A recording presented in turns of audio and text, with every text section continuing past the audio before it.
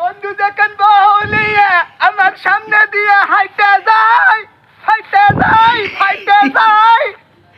আরে বাবা শ্বশুর আব্বা আসসালামু আলাইকুম। আরে বা কি হাতে বসে আছেন কে? শরীর খারাপ করছে রে বা, আমি উঠতে পারছি না রে বা। শরীর খারাপ মানে কি হাতে? শরীর দুর্বল? হ্যাঁ দুর্বল।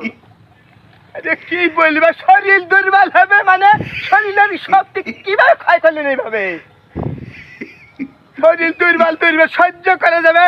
শুনো, শরীর যদি দুর্বল হয় শিমলে গাছের মোটা মানে গুড়া খাইলে শরীরের দুর্বল কাটা যাবে, বুঝতে পারছো? বুঝতে পারছি। শিমলে গাছের মোটা খাবে না, মোটা খাইলে এমন শক্তি হবে দুর্বল কাটা যাবে, মানে দুনিয়া ভাঙ্গা ফেলবে শ্বশুরপা। ঠিক আছে নিবা।